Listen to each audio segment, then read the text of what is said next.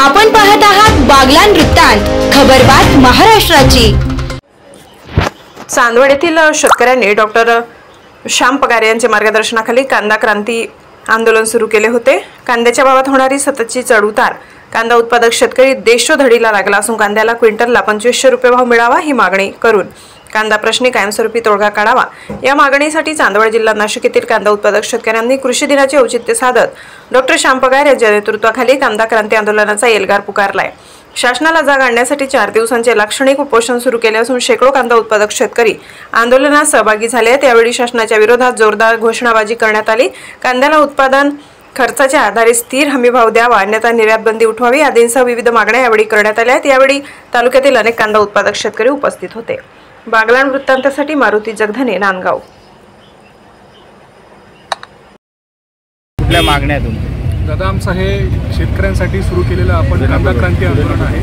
कांदा क्रांती आंदोलनाअंतर्गत आपण काही मागण्या करत आहोत। कांदा क्रांती आंदोलन ही यासाठी आहे, शेतकऱ्यांना हमीभाव हा मिळाला पाहिजे। आम्हाला माहीत नव्हतं, आज आम्ही उळं लावतोय आमचं, पण त्या उळ्यानंतर जो कांदा तयार होणार आहे त्याला काय भाव असणार आहे हे आम्हाला माहीत नाही। त्यासाठी आम्ही हे भांडण करतोय।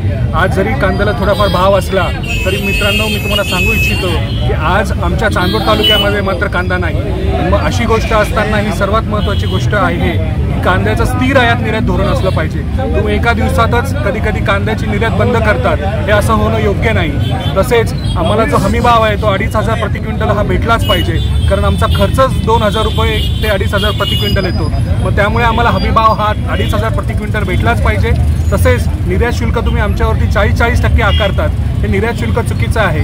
श्रीमंतांना सुद्धा 40% एवढा टॅक्स लागत नाही। मग आमच्यासारख्या गरिबांना, आमच्यासारख्या शेतकऱ्यांना, मी शेतकऱ्याचा मुलगा आहे आणि ह्या शेतकऱ्याचा मुलगा असल्या कारणाने माझं हे कर्तव्य आहे की मी शेतकऱ्यांसाठी भांडलं पाहिजे। मी जरी डॉक्टर असलो तरी ही गोष्ट मला अशी महत्त्वाची वाटते, कारण माझे भाऊ, माझे बहिणी, तसेच माझे मामा, काका हे सर्व शेती करतात आणि असे शेती करणारे माझे शेतकरी बांधव जर कांद्याला हमीभाव नाही मिळाला तर त्यांचे जीवनाचे हाल होतात, त्यांची लग्न होत नाही, त्यांची घरं व्यवस्थित राहत नाही, त्यांच्या मुलाबाळांचं शिक्षण होत नाही आणि अशा सर्व गोष्टींसाठी मला असं वाटतं की कांद्याला हमीभाव मिळाला पाहिजे।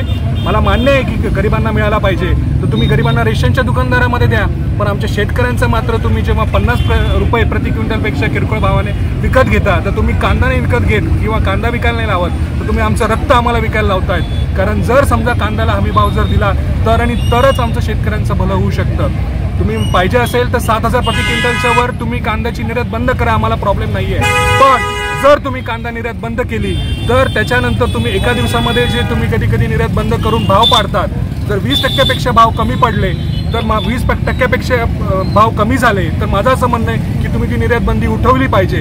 हा निर्णय तुम्ही घेतला पाहिजे। 4 महिने तुम्ही निर्यात बंदी करतात, हे चुकीचं आहे। आमचं कांद्याचं पीकच 4 महिन्याचं आहे। आमचं कांद्याचं बाळ 4 महिन्यातच, म्हणजे जे तुम्ही यायच्या आधीच आमच्या बाळाला तुम्ही मारून टाकतात या निर्यात धोरणाच्या अंतर्गत। त्यामुळे स्थिर आयात निर्यात धोरण हवं ही आमची मागणी आहे आणि या मागणीसाठी आम्ही तोपर्यंत भांडत राहणार जोपर्यंत आमच्या मागण्यांना सरकारकडनं योग्य प्रमाणामध्ये प्रतिसाद मिळणार नाही। हे आंदोलन आम्ही लाक्षणिक स्वरूपात जरी करत असलो तरी मला हे सांगायचं आहे की जर तुम्ही याविषयी योग्य जर कारवाई नाही केली तर हे आंदोलन आम्ही आमरण उपोषणामध्ये कन्वर्ट करू। मी हे अन्नत्याग आंदोलन करतोय, पण सरकारला मला हे सांगायचं आहे की ह्या धोरणांकडे तुम्ही लक्ष द्या। आमच्या गरिबांचा तुम्ही 70% म्हणतात की शेतकरी आहे, मग या 70% शेतकऱ्यांच्या खिशामध्ये पैसे जाईल असे हमी भावाचं धोरण तुम्ही का घेत नाही? तुम्ही फक्त जर ठराविक लोकांसाठी, अरे मान्य आहे तुम्हाला बुलेट ट्रेन करायची असेल बुलेट ट्रेन करा, पण आमच्या बैलगाडीला बैल लागतील याचे एवढे तरी पैसे आमच्या खिशामध्ये आले पाहिजे, अशा पद्धतीचं धोरणं तरी करा, ही आमची मागणी आहे आणि यासाठी आम्ही भांडत आहोत दादा। ओके।